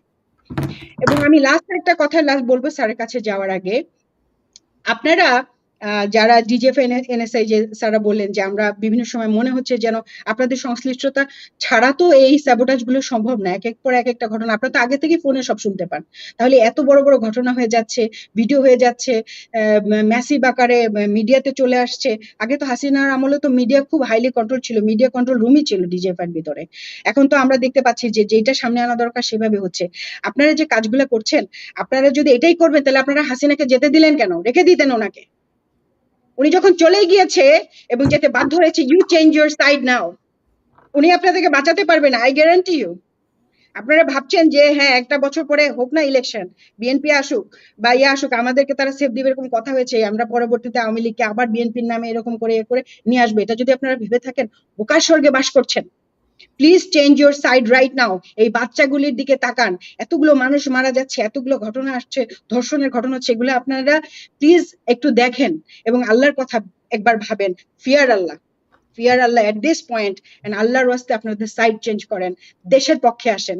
আমাদের দেশের সার্বভৌমত্বকে রক্ষা করা আপনাদের কাজ, অন্য দেশের পক্ষ হয়ে এই দেশের মানুষকে মেরে ফেলা আপনার কাজ না।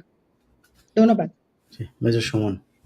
জি, আমি একটু ২-৩টা জিনিস আমার দিক থেকে বলতে চাই। প্রথম জিনিস হচ্ছে, আমি একটু আগে যেটা বললাম যে আমাদের প্রতিরক্ষা বাজেট, যেক্ষেত্রে আমরা সবাই জানি বর্তমানে যে সরকার, অন্তর্বর্তী সরকার, তারা নিশ্চয়ই অতটুকু জানতে পারছে যে ডিফেন্স বাজেটে হাজার হাজার কোটি টাকা বরাদ্দ করে সেটা আসলে লুটপাট করে নিয়ে যাওয়া হয়েছে। আমাদের প্রতিরক্ষা বাহিনী, বিশেষ করে বিমান বাহিনীর যে সক্ষমতা, সেটাকে সম্পূর্ণ ধ্বংস করে দেওয়া হয়েছে। কার স্বার্থে? ভারতের স্বার্থে। এবং বলা হয়েছে যে হাসিনার কাছে যখন বলা হইলো শেষবারে যে আমাদের তো একদম কিছু নাই, এটা পাবলিকলি আমি ডিটেলসে যাব না, কারণ আমাদের শত্রু, আমরা কতটা দুর্বল সেটা শত্রুকে দেখানোর কোনো দরকার নাই। বাট হাসিনা তখন বলল, কেন এয়ার ডিফেন্স সিস্টেম আছে না, সেটা তো নতুন করে করতেছি। আরে অসুস্থ, অভদ্র, অশিক্ষিত মহিলা, তুই কি জানিস যে একটা ফাইটার এয়ারক্রাফট বা বমারের যে কাজ, সেটা এয়ার ডিফেন্সের সিস্টেমে সেই কাজ না, সেগুলো সম্পূর্ণ আলাদা জিনিস। অথবা শুধুমাত্র আপনি একটা গ্লাস নিয়ে পানি ছাড়া পানি খাওয়ার অভিনয় করতে পারেন না যদি পানি না থাকে। তো সেগুলা কিনতে দিল না। আনফর্চুনেটলি আমাদের বর্তমান সরকার আসবার পরেও একটা জায়গায় আমি হালকা হইলেও ক্রেডিট দিব আমাদের বিমান বাহিনী প্রধানকে।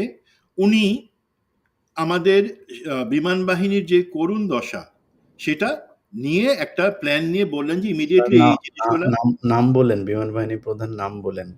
বর্তমান যেই প্রধান আছে, মানুষ আবার হান্নানের কথা মনে করতে পারে। হান্নান, শুনেন, সরি টু সে, একটা বাহিনী প্রধান তো দূরের কথা, সে যে এয়ারফোর্সের একজন ছিল, এয়ারফোর্সের চিফ, বা সেটা বলতেও লজ্জা লাগে, বিকজ তাকে মানুষ হিসেবে আমি স্বীকার করতে নারাজ। হ্যাঁ, তো শুধু টাকা মেরে খাওয়া না, অন্যান্য অনেক জিনিস আছে। তো বর্তমান যে বিমান বাহিনী প্রধান, তার ব্যাপারে আমার অনেক কোশ্চেন আছে এবং আমি অ্যাকচুয়ালি তার পদত্যাগ দাবি করব এখন অন্য একটা যুক্তি দিয়ে। তো এখন আমাদের সরকারের কাছে বললেন যে এই জিনিস লং টার্ম, শর্ট টার্ম, এগুলো আমাদের ইমিডিয়েটলি দরকার, মেনটেনেন্স প্লাস জিনিস কেনা। সেটা তো 6 মাস পড়েছিল, এখন 3 মাস আগে সেটা মেনটেনেন্সের জিনিসটাতে এগ্রি করা হয়েছে। বাট সেগুলো কিন্তু অনেক, এই জায়গাগুলোতে অবহেলা করলে কি হয় তার একটা এক্সাম্পল আমরা দেখতে পারলাম। সুতরাং আমি সরকার, নিরাপত্তা উপদেষ্টা এবং সংশ্লিষ্ট যারা আছে, যারা আমাদেরকে শুধু আধুনিকীকরণ তো দূরের কথা, আমাদেরকে একদম পুরা প্রস্তর যুগ, পাথরের যুগে ফেলে রাখছে ইচ্ছা করে ভারতের স্বার্থ রক্ষা করবার জন্য, তাদের আমি পদত্যাগ দাবি করতেছি। নিরাপত্তা উপদেষ্টা, আপনারা একটা ভালো কালচার তৈরি করেন যে হ্যাঁ, বিমান বাহিনী প্রধান একটা ভালো কালচার তৈরি করেন যে হ্যাঁ, আমি কোনো নিজে থেকে কোনো খারাপ কাজ করি নাই, বাট আমি এই জন্য দায়ী যে আমি সরকারকে বা বিগত সরকারকে বাধ্য করতে পারি নাই যে আমাদের এই সমস্ত খেলনার যেগুলা, মানে খেলনাও তো না, সেগুলা অচল হয়ে গেছে, সেগুলা দিয়ে আমাদের চৌকস ফাইটার পাইলটদের জীবন নষ্ট করে দিতেছি, ঝুঁকিতে ফেলতেছি। এবং আজকে শুধু সেইটা হলো না, আজকে তার সাথে অগণিত মানুষের, শিশুর প্রাণ চলে গেল। সেই নৈতিক দিক থেকে আপনারা বলবেন যে আপনাদের কথা শুনে নেয়, আপনারা হাসিনারে বলছিলেন হাসিনা টাকা কামাইতে, রেহানা টাকা কামাইতে ব্যস্ত ছিল। আরে ভাই, আপনি পদত্যাগ করেন নাই কেন? যে এই জিনিসগুলা আমি বাহিনী প্রধান হিসেবে, আপনি যদি আমার বাহিনীর এই দুরবস্থার কথা না শুনেন, আমি বাহিনী প্রধান হিসেবে ইজ্জত রেখে পদত্যাগ করতেছি, তাহলে আপনার ইজ্জত অনেক বাড়তো। আপনারা সেটা করেন নাই। তেমনি ভাবে নিরাপত্তা উপদেষ্টা কেন 9 মাস আগে আপনারা অ্যাপ্রুভ করেন নাই? 9 মাস আগে তো আপনি অ্যাপয়েন্টি হয়ে আসছিলেন, কেন সেগুলো অ্যাপ্রুভ করেন নাই? আমাদেরকে জবাব দেন। জবাব না দিতে চাইলে ভদ্রভাবে পদত্যাগ করেন। তো এগুলা হচ্ছে আমার জিনিস। আরেকটা জিনিস আমি বলি, আমাদের লিডারশিপ শুধু দোষ দিব না, আমাদের নিজেদের মধ্যে কি সমস্যা।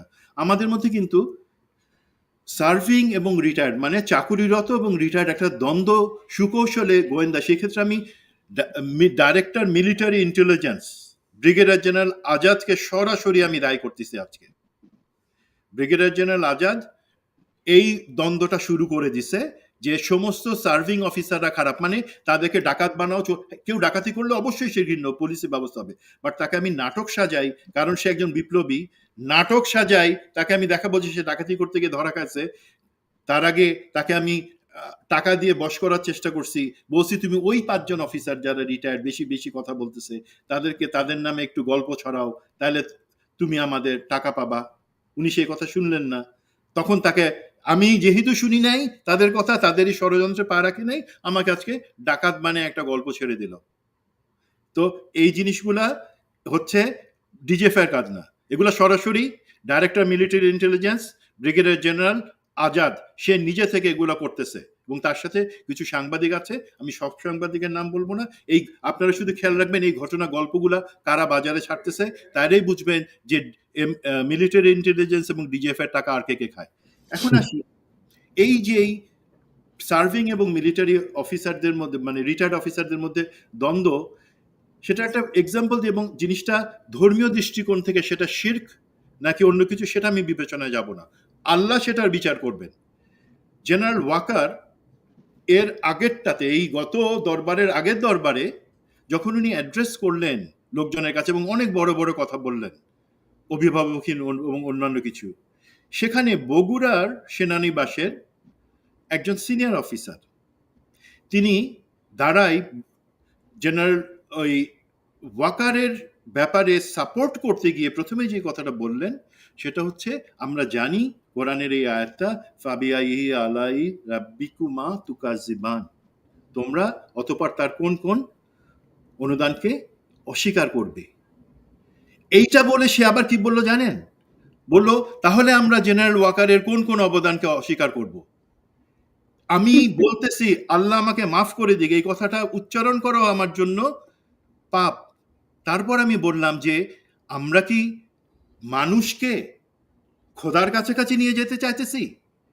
লোকের কাছে, সৈনিকের কাছে সে কত বড় মাপের মানুষ, সে ঘৃণাযোগ্য মানুষ না, সেটা বোঝানোর জন্য এই ধরনের একটা আয়াত উদ্ধৃত করে সেটা জেনারেল ওয়াকারের সাথে মিলায় আমি বলতেছি। আমি আবারও বলি, এটা শিরক কিনা সেই লাইনে আমি যাইতেছি না, বাট এটা অত্যন্ত জঘন্য কাজ। জেনারেল ওয়াকার, আপনি কি এই তেলটুকু খাইছিলেন? এই 1 ড্রাম আলকাতরা তেল তো না আলকাতরা হয়ে গেছে, সেটাকে আপনি খাইছিলেন? আমার তো মনে হয় খাইছেন। না হলে আপনি সেই অফিসারকে কেন শৃঙ্খলার আওতায় আনলেন না? কেন আপনি ক্লিয়ার করলেন না সেই দরবারের মধ্যেই যে না, আমরা কখনো ধর্মকে ব্যবহার করে কোনো কিছু বলবো না, কাউকে লিডার হিসেবে উঁচুতে নিব না, 1 নাম্বার। 2 নাম্বার, কোনোভাবেই আমরা আল্লাহ সুবহানাহু ওয়া তাআলার সাথে কাউকেও তুলনা করার স্পর্ধা কারো হবে না। এখন দেখা যাক, প্রমোশন বোর্ড হচ্ছে, শুরু হয়েছে গতকাল থেকে। এই ধরনের অফিসাররাই তো প্রমোশন পাওয়ার জন্য এই ধরনের অসভ্য কাজ করে, এবং তারা আবার একই সাথে সেই দরবারে বলে যে আমাদের সেনাবাহিনীর গৌরব এবং ঐতিহ্যকে নষ্ট করার জন্য কিছু রিটায়ার্ড অফিসার কাজ করতেছে। আর এবার রিটায়ার্ড অফিসারের কি ঢাল আছে, তলোয়ার আছে? আমরা শুধুমাত্র তোমাদের বড় ভাই হিসাবে, তোমাদের সাথী হিসেবে তোমাদের সাথে একসাথে চাকরি করছিলাম, তোমাদের গ্র্যান্ডফাদারের সাথে একসময় চাকরি করছিলাম, সেই জন্য তোমাদের ভুলটা সংশোধন করে দিয়ে চাই যে তোমরা সঠিক পথে থাকো। তোমাদের মতো তো আমরা ভাই গুম খুন করতে পারি নাই। তোমরা তো কিছুদিন আগে একজন মেজর জেনারেল একটা বক্তব্য শুনতেছিলাম, উনি ছিলেন এনডিসিতে সিনিয়র ডাইরেক্টিং স্টাফ। হুম। তো জেনারেল হাকিম, নামই বলে দিই, সে এখন অ্যাডজুটেন্ট জেনারেল, সেনা সদরে অ্যাডজুটেন্ট, খুব বড় একটা পদ। সে কিভাবে সেখানে আসলো? উনি একটা সেমিনারে বলতেছেন যে গুমখুন সেনাবাহিনী কোনো অফিসার করেন নাই, তারা র্যাবে যখন গেছে বা অন্যান্য জায়গায় গেছে তখন করছে। বাট মানে এক সেনাবাহিনী থেকে একজনকে র্যাবে পাঠায় দিয়ে সাথে সাথে সেখানে একটা প্রোটোটাইপ বানাই দিয়ে ক্লোন করে সেইটা কাজ করছে, আর আসল অফিসার কোনো কাজ করে নাই। আমি র্যাবে গেছি, আমার বিবেক কি নাই? আপনারা জানেন আমি 6 মাসের মাথায় চলে আসছিলাম, বিকজ রেজানুরের সেই গুম খুনের কালচারের সাথে আমি সেখানে আমার টুপি খুলে দিয়ে আমি চলে আসছি যে জি না, আমি এই জন্য আসি নাই। তারপর তো আমাকে ফাঁসাইলো, দেশ ছাড়া করলো, ইটস ওকে। বাট সেই অফিসার কিভাবে দাবি করে যে কোনো গুম খুনের সাথে কেউ জড়িত ছিল না? আরে ভাই জড়িত ছিল, আমরা তো বলি সবাই জড়িত ছিল না। যারা যারা ছিল তাদেরকে কিক আউট করো, তাদেরকে বিচারের আওতায় আনো, তাহলে তো ভাই পুরাটা একটা সাদা জামা থাকবে তখন। বাট তুমি এইখানে এই সমস্ত গোবর কিসের জন্য নিয়ে ঘুরতেছো? এবং সেই অফিসার এরাই প্রমোশন পাবে। সে তো ইংলিশ তো বলতেই পারে না, বাংলাও তো ভাই বলতে পারে না। তুমি মিলিটারি একাডেমিতে তো আমাদেরকে সবকিছু শেখানো হয়, শুধু অস্ত্র চালনা শেখানো হয় তা তো না, সবকিছু। কথা বলতে পারো না, আজকে মেজর জেনারেল হয়ে বসে আসো আর মিথ্যা কথা বলতে আসছো। তো আমি মনে করি এই জায়গাগুলোতে আমাদের নেতৃত্ব কখনোই সঠিক পথে আসবে না যদি আমরা ওই কালচার রাখি যে ঠিক আছে, যা হয়ে গেছে, এখন তো আমরা সবকিছু ঠিকঠাক করে ফেলবো। কোনো কিছুই ঠিক হবে না। আজকে যদি আমরা স্পষ্ট করে বলি, আমরা কি কেউ সেনা কর্তৃপক্ষ বা এয়ারফোর্স, এই যে আমি বললাম এয়ার চিফের কথা, উনি কি একবারও বলছেন যে হাসিনাকে উনি যে প্ল্যান করে নিয়ে গেলেন, ওনারা 3 দিন ধরে প্ল্যান করে তারা হাসিনাকে তার শ্বশুর বাড়িতে সসম্মানে নিয়ে আসলো, সমস্ত নিয়ম কানুন ভঙ্গ করে? সেটার জন্য কখনো পাবলিকলি ক্লিয়ার করছেন? করেন নাই। সেনাপ্রধান কি একবারের জন্য বলছেন জেনারেল ওয়াকার? তাকে আমি জিজ্ঞাসা করছেন যে স্যার, এই বিপ্লবে আপনার এত অবদান, 3 তারিখ থেকে আপনি কেন সেই বিপ্লবের একজন কন্ট্রিবিউটর হিসেবে নিজেকে দাবি করেন না? উনি বললেন যে না, আমরা তো কখনো বলি না যে আমরা বিপ্লব করছি, আমরা বিপ্লবের বিরুদ্ধে ছিলাম না, আমরা একটা স্ট্যাটাস কো রাখতে চাইছিলাম সংবিধানকে সমুন্নত রাখবার জন্য। No sir, that is not a position. আপনি আজকে এখানে আছেন, আপনাকে স্বীকার করতে হবে দেশে একটা বিপ্লব হয়েছে এবং খুনি হাসিনা এবং তার সাথে যারা ছিল তারা পাপী, তাদের বিচার করতে হবে। সেটাই সেই পরিষ্কার অবস্থানে আপনাকে আসতে হবে। সেখানে আপনি গোয়েন্দাদের ব্যবহার করে লোকের চরিত্র হনন, সেই ব্যবসা বন্ধ করেন স্যার, প্লিজ। না, সেটার জন্য তো তাদের কচুক্ষেতে একটা বিশাল বাহিনী আছে, কচুক্ষেতীদের দিয়ে তারা অনেক কাজ করায়, সেটা সফলভাবেই তিনি করে যাচ্ছেন ওয়াকার এখন পর্যন্ত। বাট ওয়াকারকে মাথায় রাখতে হবে সেই দিন আর এখন নাই। তার সেনাবাহিনীর ভেতরেই ক্যান্টনমেন্টে হাসান নাসির সহ যাদেরকে তিনি এখন মানুষের সামনে বেইজ্জতি করার চেষ্টা করে যাচ্ছেন, তাদের পাশে আমরা আছি। যাই হোক, প্রিয় দর্শক, আমরা 2টা বিষয় নিয়ে আজকে আলোচনা করেছি। যে একটা বিষয় হচ্ছে এইটার সাথে কোনো স্যাবোটাইজের কোনো ঘটনা ছিল কিনা একটা বিষয়। আরেকটা বিষয়, যদি দুর্ঘটনাও এটা হয়ে থাকে তাহলে আমাদের দেশের আমি মনে করি যে মাঝে মধ্যে যেটা ক্যাপ্টেন শাহনাজ বললেন, ক্যাপ্টেন শাহনাজের ওনার স্বামী তিনি যখন, আশরাফ ভাই যখন মারা যান, ওই সময় এটা নিয়ে এত আলোচনা হয় নাই। এটা আলোচনা না হওয়ার কারণ হচ্ছে সেটা কোনো সিভিলিয়ান কোনো জায়গায় এটা হয় নাই, এটা একটা ফাঁকা জায়গার মধ্যে ক্র্যাশ হয়েছিল। এখন একজন মারা গেল, সেটাও তো জীবন। এবং একজন পাইলট, যেটা বললেন আজকে, যে আজকে তার সলো ছিল, একটা সলোতে আসতে গেলে একজন পাইলটের পেছনে দেশের 50 কোটি 100 কোটি টাকা পর্যন্ত খরচ হয়।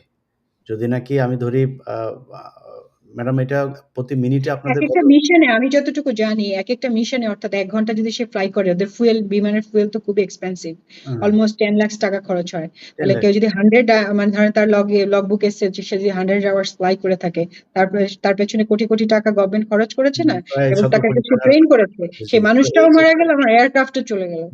আমি যেটা বলতে চাচ্ছিলাম, আমাকে একটু বলার সুযোগ দেন। আমরা কি চাচ্ছি? আমরা যে প্রশ্নগুলো করেছি, দুর্ঘটনা হলে ভালো, এটা ক্লিয়ার করেন, যেটা দুর্ঘটনা এই কারণে দুর্ঘটনা ঘটনা, there is nothing in the black box, এইটা মানে ক্লিয়ার করেন। হ্যাঁ, কিছু পাওয়া যায় নাই। আর যদি এটা দুর্ঘটনা কিনা না হয় এবং অন্য কারো সংশ্লিষ্টতা পাওয়া যে প্রশ্নগুলো আমরা তুলেছি সেটাও ক্লিয়ার করেন। এবং এটা ক্লিয়ার ভাবে শোনার রাইট সবার আছে এই কারণে, কারণ এটা শুধুমাত্র ক্যান্টনমেন্টের ভেতরে ঘটে নাই, এটা একটা কলেজকে হিট করেছে, 100-এর উপরে অলমোস্ট ছাড়িয়ে গেছে আহত, এবং 20-র উপরে আমরা শুনলাম যে মারা গিয়েছে। এটা কিন্তু খুব সিভিয়ার কেস, সারা পৃথিবীতে এটা নিয়ে আলোচনা হচ্ছে। আপনারা এখনো যদি মনে করে থাকেন যে এটা নিয়ে কাউকে আমার কিছু বলার দরকার নাই, we are the elite। আমাদের হ্যাঁ, আজকের এই and it's আলোচনার wrong। আলোচনার সবচাইতে বড় কারণ আপনাদেরকে একটু জানিয়ে রাখি, সেটা হচ্ছে প্রথম আলো আজকে ঘটনার পরপরই তিনারা সংবাদ করেছেন বিশাল বড় করে যে এটা হচ্ছে গিয়ে আপনার এই হচ্ছে তাদের শিরোনাম। সো সেটাই সেটাই ইলিয়াস ভাই, আমাকে ত্রুটি একটা তদন্তের একটা আগে মিনিট, একটা কথা আসলে না বললেই না পারছি না। মানে কিছু কিছু জিনিস মানে আপনার মানে আমি ধরে নিলাম মানে দুর্ঘটনা ধরে নিলাম, এটা নিছক দুর্ঘটনা, কিন্তু এতগুলা জিনিস আসলে একের পর এক ঘটছে। এবং দেখেন কিছুদিন আগে মানে পাকিস্তান এবং ভারত তাদের শক্তি প্রদর্শন করলো থ্রু এয়ারফোর্স, তাই না? মানে যেখানে খুব বিশ্রীভাবে ভারত হেরে গেল। এখন মনে হচ্ছে যে তারা কিছু কি তাদের শক্তি প্রদর্শনের জন্য এরকম একটা কাজ করলো কিনা, জ্যামিং করে দেখালো কিনা, কাউকে কোনো মেসেজ দিতে চাইলো কিনা, এইসব প্রশ্ন তো আসতেই পারে। হ্যাঁ, যেহেতু এটা খুব রিসেন্ট ঘটনা এবং তাদের কিন্তু একটা এয়ারলাইন কমার্শিয়াল এয়ারলাইনও ক্র্যাশ করেছে, সেটা নিয়ে অনেক কোয়েশ্চেন উঠছে। আমাদের এই ধরনের ডিসকাশনের উদ্দেশ্য কি, যাতে ভবিষ্যতে সবাই সাবধান হয়, ভবিষ্যতে এয়ারফোর্সের এয়ারক্রাফট গুলো নিয়ে আরো বেশি সচেতন হওয়া দরকার। এবং also commercial next is coming commercial aircraft, Bangladesh বিমান, যে ইন্টারন্যাশনাল গুলো হয়তো ওরা এত সাহস পাবে না, তাদেরও চেক করা উচিত, রিচেক করা উচিত, অনেক বেশি প্রিকশন নেওয়া উচিত। এই কথাগুলো আমাদের এই কথাগুলো যদি এই কশন গুলা নিতে সাহায্য করে তাহলে এটা হেল্প করবে। এবং ভবিষ্যৎ যে স্যাবোটেজ গুলো যে একের পর এক হচ্ছে, আমরা তো মিল খুঁজে পাচ্ছি। আরেকটা কথা মনে পড়লো যে আশরাফ একদিন, আমার মনে আছে 2009 তো আমি চাকরি ছাড়লাম 2009-এর জুলাইতে, 2009-এর জানুয়ারি থেকে আপনার মার্চ এপ্রিল, এখনো যদি ব্যাকডেটে এয়ারফোর্স খোঁজে নেয় তাহলে জানতে পারবে, একদিন আশরাফ সন্ধ্যা 8টার সময় একটা কল পেলো তার এয়ারবেস থেকে। সে খুব মানে বিরক্ত হলো যে ওই সময় আসলে মানে যে কাজে তাকে ডাকা হয়েছে ওই কাজটা তার করার কথা না। সে একদম ড্রেস পরে, তাদের যে ড্রেস থাকে ওই ড্রেস পরে সে গেল এবং আসলো। সে এসে বললো যে মানে এমন একটা জিনিস আমাকে করতে হলো, আসলে খুব মানে খারাপ লাগলো। কি করতে হলো? ও তখন MiG-29 এর পাইলট ছিল। হঠাৎ করে মানে ওই যে জয়, শেখ হাসিনার যিনি পুত্র, উনি তো ওই MiG-29 গুলাকে মানুষের সাথে পরিচয় করাতেন যেগুলো তো আমার মা কিনছে, অ্যাজ ইফ এটা ওনার পার্সোনাল গ্যারেজে রাখা ওনার পার্সোনাল কার। উনি কিন্তু এইভাবে ওনার কিছু আমেরিকান ফ্রেন্ড আসছে, তাদের সাথে উনি ড্রিঙ্ক করছিলেন, এক পর্যায়ে উনি বলছেন চলো তোমাদেরকে এয়ারক্রাফট দেখাবো। উনি ওই সময় এয়ারফোর্সের ওই সময়কার বেসকে, আমি বললাম তো এটা তদন্তের সাপেক্ষে, যদি ওনারা আমাকে ডাকতে চায় আমি বলবো কোন সময় কি হয়েছে, ডাকেন আমাকে দেখি। তো ওখানে ফোন করেছে, তখন উনি বাধ্য হয়েছেন, কি করবেন, যিনি বেস কমান্ডার উনি মানে তখন আশরাফই ছিলেন, যে আশরাফ তুমি এসে একটু দেখাও। মানে সে গিয়ে ওনার গাড়িটা দেখাবেন, মানে উনি বেলম্যান হ্যাঙ্গারে যে এই MiG-29 দেখাবে জয়কে, জয় কিছু সাদা, যেখানে ফরেনারদের যাওয়ার কথা না ক্যান্টনমেন্টে, তাদের অনেক প্রোটোকল থাকার কথা, সে ওখানে গিয়ে প্লেনে উঠে দেখাচ্ছে এটা এরকম, সে কিছুই জানে না কিন্তু এয়ারক্রাফটের। মানে একজন পাইলটকে সে থাকতে বসে, ও উনি দেখাচ্ছে অ্যাজ ইফ সে তার গাড়িটা দেখাচ্ছে। তারা কিন্তু এইরকম ফ্যাসিস্ট ছিল। এই ঘটনাটা আমি জানি, কারণ দিন আশরাফ খুব আপসেট ছিল যে এরকম ঘটনা ঘটেছে, যে এরা তো মনে করে যে দেশের সম্পত্তি তাদের নিজের, তার মায়ের সম্পত্তি, অ্যাজ ইফ সে তার গাড়ি দেখাচ্ছে। আমি একটা অফিসার, আমাকে রাত্রেবেলা তারা কল করে নিয়ে গেছিল আউট অফ নোওয়্যার। এই ধরনের প্রোটোকল আমরা মেনটেন করতে পারি না, একটু সিভিয়ার সমস্যা হয়ে যাবে। এই কাজ কিন্তু তারা করেছে। এবং এই যে জিনিসগুলা মানে এই এক MiG-29 কিনে শেখ হাসিনা অনেক জায়গায় নিজের নাম ফাটিয়েছে, তার ছেলে ইয়ে করেছে। সেই জায়গাটাতে মানে এখন যদি আমরা এই জায়গাটাও হারাই, যে এখনো আমরা ভারতীয় ইনস্ট্রাক্টর রেখে দিয়েছি, তাদের হেল্প ছাড়া আমরা থাকতে পারি না, তাদের তাদের লোকজন জ্যামিং করে আমাদেরকে একটা ফেলে দিয়ে আমাদেরকে দেখাচ্ছে, এরকম যদি হয়ে থাকে এটা খুবই ওয়ার্নিং এবং অশনি সংকেত আমাদের জন্য, আমাদের সার্বভৌমত্বের জন্য। জি, প্রিয় দর্শক, ক্যাপ্টেন শাহনাজ শুরুতেই যে বক্তব্যটি দিয়েছিলেন, আমি মনে করি সরকারের উচিত, প্রথম কথা হচ্ছে এখানে নিহত যারা যেসব পরিবারগুলো আছেন তাদের পিতামাতার কাছে আমার অনুরোধ থাকবে, আপনারা সবাই ডক্টর মোহাম্মদ ইউনূসকে প্রধান আসামি করে মামলা করবেন। এই রাষ্ট্রের কাছে আপনি আপনার ক্ষতিপূরণ চাবেন, এটার কারণ জানতে চাবেন কিভাবে এই ঘটনা ঘটেছে। কারণ ডক্টর ইউনূস তিনি তিনার মতো দেশ চালাচ্ছেন। আমি বলছি না যে তার জায়গায় তিনি ব্যর্থ, কিন্তু তিনি দেশ চালালে পুরো দেশের খবর তাকে রাখতে হবে। তিনি একদিকে অর্থনীতি ঠিক করবেন, একদিক ঠিক রাখবেন, আরেক দিক দেশের পুরো গোয়েন্দা সংস্থার উপরে তার কোনো নিয়ন্ত্রণ থাকবে না। এইভাবে একটা দেশ চলতে পারে না। সো তাকে জবাব দিতে হবে যে এটা কিভাবে হয়েছে, কেন হয়েছে, এটার পরবর্তীতে আর যে এই ধরনের ঘটনা ঘটবে না। উনি খুব স্পষ্টভাবে বলেছেন যে ৭ জন বা ৮ জন এই আ এটার প্রিপারেশন এর জন্য ৩ ঘন্টা আগে থেকে এই বিমান যারা রেডি করেছে সেখানে কারা, কারা ছিল? তাদের সাথে সন্দেহভাজন কারো ফোনে আলাপ হয়েছে কিনা, ফোন নাম্বারগুলো কোনটা ছিল, তাদের অ্যাকাউন্টে গেল কয়েকদিন ধরে কোনো টাকা-পয়সা জমা হয়েছে কিনা? কারণ আমি সবকিছু চিন্তা করি 'প্রথম আলো' দিয়ে। 'প্রথম আলো' যদি বলে বাংলাদেশের মানবাধিকার, এই জাতিসংঘের যে মানবাধিকার একটা আ আ তারা যে অফিস দিতে চাচ্ছেন সেটা হবে কিনা হবে। 'প্রথম আলো' যদি বলে চায়, আমি চাই না। 'প্রথম আলো' যদি বলে চাই না, আমি চাই। এটা 'প্রথম আলো' ঘটনার তদন্ত কমিটি গঠন হওয়ার আগে তারা তদন্ত প্রতিবেদন দিয়ে দিলেন যে এটা যান্ত্রিক ত্রুটি। তার মানে এখানে বিশেষ কিছু ছিল, যেটা সরকারের খুঁজে বের করা উচিত। এখন সরকার মানে যদি বিমান বাহিনীর উপরে চাপিয়ে দেওয়া হয়, এখনো ক্যান্টনমেন্টে সেই দোসররাই আছেন। অতএব তাদের হাতে না, এটা প্রয়োজনে আ এ যেহেতু সিভিলিয়ান কিল হয়েছে এখানে, তাদের বিচার বিভাগীয় একটা তদন্ত কমিটি হওয়া প্রয়োজন এবং সেটা যদি আমাদের সামনে প্রকাশ পায়, আমার মনে হয় এখানে ভেতরে কিছু ছিল কি ছিল না সেটা আমরা জানতে পারবো। যদি কিছু না থেকে থাকে, তারপরেও বিমান বাহিনীর আধুনিকায়ন দরকার। আমরা কিছুদিন আগে ভারত এবং পাকিস্তানের যে যুদ্ধ দেখেছি, এখন আসলে এই 4th জেনারেশন, 5th জেনারেশন এইসব জায়গায় এসে সেই আগের মতো ওই নিচে দিয়ে যুদ্ধ না। যুদ্ধ এখন সব উপরে। সো এই জায়গায় আমার আকাশ প্রতিরক্ষা ব্যবস্থা আধুনিকায়ন করতে হবে। আমার এই বিমানের আধুনিকায়ন করতে হবে। আমি হামলা চালাতে পারা এবং হামলা আমার আ থেকে বাঁচা ২ টা ব্যবস্থায় আমার আধুনিকায়ন করতে হবে। এই জায়গায় আমাদের মনে হয় নতুন করে ভেবে দেখা উচিত। আর কোনো মানুষের জীবন যাক, আমরা এটা চাই না। সবাই ভালো থাকবেন। আল্লাহ হাফেজ। আল্লাহ হাফেজ। আসসালামু আলাইকুম।